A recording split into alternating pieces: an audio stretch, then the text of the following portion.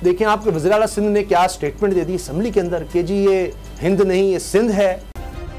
Subscribe करें और bell दबाएं ताकि कोई खबर रह न जाए। सिंध में बल्दियाती निज़ाम इतना ज़्यादा कंट्रोवर्शियल हो गया है कि इस दफ़ा तो हुकूमत भी मैदान में आ गई है और उस तरह की बातें करने लगी है जो माजी में देखते थे कि एमक्यूएम की तरफ से स्टेटमेंट्स आती थी कि हमें दीवार से लगाया जा रहा है, हमें खुद मुख्तारी दी जाए, शहरी इलाकों को एक बिल्कुल अलग तरह से ट्रीट किया जाए, इस तरह की बातें होती थी। आज ये हाल है कि असम्बली में, सिंध असम्बली में जिस तरह कोहराम मचा, बल्दियाती निज़ाम का कानून तो पास करवा लिया गया जिसमें कहा जाता है अपोजिशन की तरफ से कि जी पहले ही लूला लंगड़ा निज़ाम था, उसमें कोई आपने पावर्स ही नहीं दी हुई थी। अब मसला यह है कि पाकिस्तान पीपल्स पार्टी का जोर ये कहा जाता है कि देही इलाकों में ज्यादा है और शहरी इलाकों में सिंध के निस्बतन कम है, वहां पर आपको एमक्यूएम का वोटर ज्यादा नजर आता है। ये एक बड़ी बुनियादी वजह नजर आती है दोनों के दरमियान इख्तलाफात की। अब उसकी वजह से अब देखें आपके वज़ीर आला सिंध ने क्या स्टेटमेंट दे दी असम्बली के अंदर कि जी ये हिंद नहीं ये सिंध है और हमें मजबूर ना किया जाए कि हम पाकिस्तान के साथ रहना चाहते, कोई और सोचना यहाँ पर आ जाए। इस तरह की बातें शुरू हो गई हैं, अब ये हुकूमत की तरफ से शुरू हो गई हैं। तो गुलाम मुर्तज़ा साहब ये कितनी खतरनाक बात है। पहले हम देखते थे अपोजिशन की तरफ से इस तरह की कोई यानी दबे अल्फाज में कभी खुली बात भी हो जाती थी। एमक्यूएम का माजी इस तरह से रहा है कि जनाब कोई अलग कराची जो है उसको एक अलग ऑटोनॉमी के तौर पर दिया जाए, इस तरह से कुछ किया जाए, उस पर बहुत ज़्यादा इख्तलाफात होते थे। तो ये क्या नौबत आ गई कि वज़ीर आला सिंध इस तरह की बातें करने लगे हैं। देखें, अगर तो हम अपने मुल्क की जो सूरत हाल है पार्लियामेंट्स की उसको हम मुवाजना करें सिंध पार्लियामेंट के साथ, सिंध की सूबाई असम्बली के साथ, तो आपको मेरे ख़्याल में कोई ज़्यादा परेशान होने की या इस तरह की सूरत हाल को तर्जमा उसका करने की या उसको वाज़े करने की कुछ ज़्यादा दिक्कत नहीं होगी। आप ये देखें कि आपके फेडरेशन ने क्या किया था, कितने बिल्स थे, कैसे वहाँ पे बुलडोज़ किया गया चीज़ों को, और उसमें ऐसे ऐसे बिल्स थे जो कि कतन जिनके ऊपर हफ्ता 10-10 दिन एक दिन एक बिल के ऊपर डिबेट हो सकती थी और उन्होंने जनाब फारग किए। अब एमक्यूएम इस हुकूमत का हिस्सा है और उन्होंने भी वोट दिया और वो भी बिल पास करवाने में शामिल हार रहे। फिर जहाँ पीपल्स पार्टी का बस चलेगा तो वो काम तो नहीं करेंगे। ठीक है कि वो जो बात की गई है उसमें ये लफ्ज़ जो है ये बड़ा काबिल एतराज़ है कि हिंद नहीं सिंध, और वज़ीर आला मुराद अली शाह साहब से तो ऐसी ख़ासकर हमें कभी तवक्को नहीं है कि वो बाहर के पढ़े लिखे हैं। उनको पूरे पाकिस्तान के पढ़ा लिखा तबका जो है बड़ी उनकी इज़्ज़त करता है और लेकिन वहाँ सिंध असम्बली में इस तरह की बात करना वाक़तन ये अफसोसनाक है।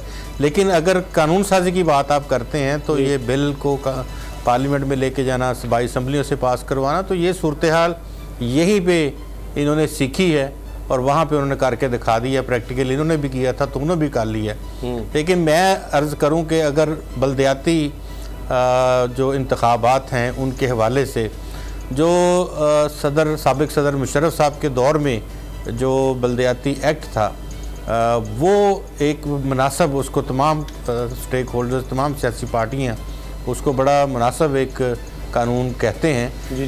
अगर हो सके तो वो तमाम के तमाम सूबों में उसी कानून के मुताबिक जो बल्दियाती इंतखाबात मेरे ख्याल में आर्डर 2002 था उसके मुताबिक अगर इंतखाबात करवाए जाएँ तो वो ज़्यादा बेहतर और अवाम को ज़्यादा इख्तियारात और अवाम को ग्रास रूट लेवल तक जो जमहूरियत पहुँचाने और उनके असरात पहुँचाने में मुआवन साबित हो सकते हैं। लेकिन अब कहा यही जा रहा है कि ब्रीड ही ऐसी आ रही है, क्या किया जाए, सब जगहों पे यही चल रहा है।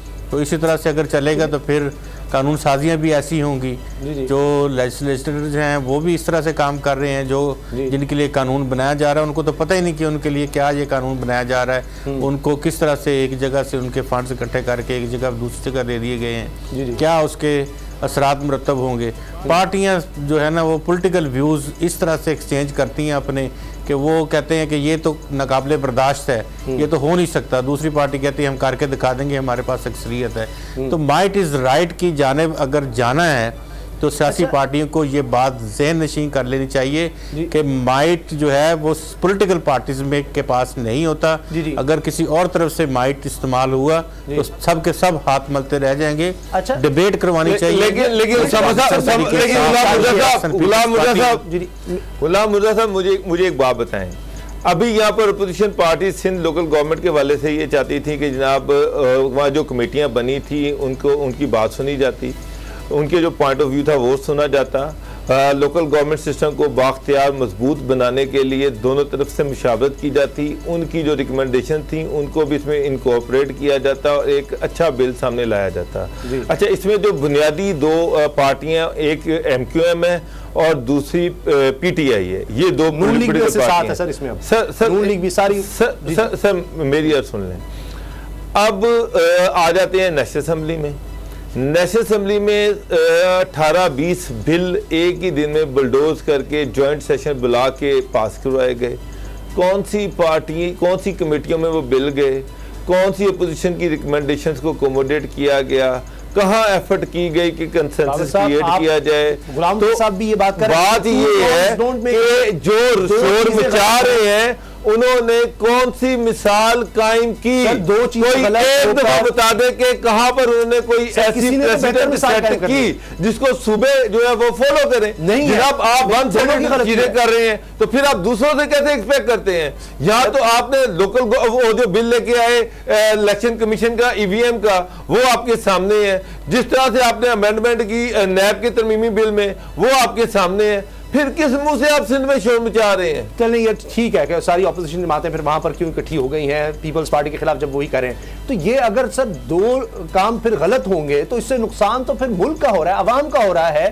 पीपल्स पार्टी का तो खासा नहीं रहा, democracy is the best revenge, चारों सूबों की जंजीर बेनजीर, ये तो पाकिस्तान पीपल्स पार्टी के नारे थे हमेशा। वो इंक्लूसिव, मुफाहमत के बादशाह जरदारी साहब कहलाते थे। अब फिर क्या हो गया उनको? वो ऐसी लीगल हुई। चले मुझे बताएं कौन सी ऐसी इलीगल इमोरल चीज हुई है? सर आइन में आपने ही उस दिन बताया, मैंने पढ़कर अपने प्रोग्राम में दिखाया कि जी आप, आइन ये कहता है कि उनको आपने ना सिर्फ बलदियाती इलेक्शन करवाने जिसमें आप इकोनॉमिकली उनको पावर करेंगे, एडमिनिस्ट्रेटिवली पैसे नहीं देंगे, पैसे रखें उनको मिलेंगे कूड़ा उठाने के लिए।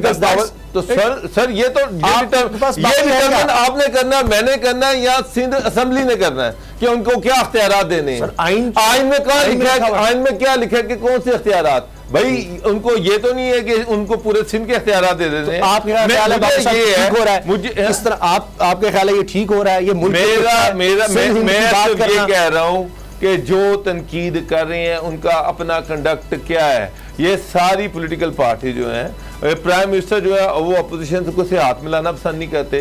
वो कहते हैं ये नायब है, मैं इनसे बात भी नहीं करूंगा।